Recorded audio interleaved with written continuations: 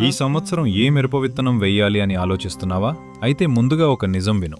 ఒక్క వెరైటీతో గెలుస్తాననుకుంటే నష్టానికి రెడీ అవుతున్నావు. చాలామంది రైతులు చేసే పెద్ద తప్పు ఏంటంటే గత సంవత్సరం ఏది రేటిచ్చిందో అదే విత్తనం మళ్లీ వేయటం.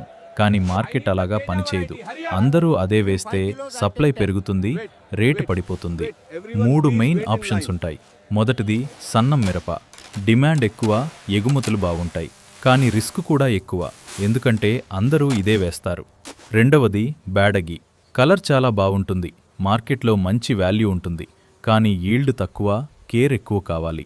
మూడవది హైబ్రిడ్ వెరైటీలు. ఈల్డ్ ఎక్కువ, సరిగ్గా మేనేజ్ చేస్తే ప్రాఫిట్ కూడా ఎక్కువ, కానీ ఖర్చు కూడా ఎక్కువ. క్వాలిటీ మీదే రేటు ఆధారపడుతుంది. ఇక్కడే చాలామంది తప్పు చేస్తున్నారు. ఒక్క వెరైటీపై ఆల్ ఇన్ వెళ్తున్నారు. అది తప్పు. సేఫ్ గేమ్ ఏంటంటే మిక్స్ స్ట్రాటజీ. 50% సన్నం, 30% హైబ్రిడ్, 20% బ్యాడగి. ఇలా వేస్తే ఒకటి ఫెయిల్ అయినా మిగతావి బ్యాలెన్స్ చేస్తాయి. రిస్క్ తగ్గుతుంది, ఇన్కమ్ స్టేబుల్ అవుతుంది. మరొక ముఖ్యమైన విషయం, నీ దగ్గర మార్కెట్ ఏది కొనుగోలు చేస్తుంది తెలుసుకో.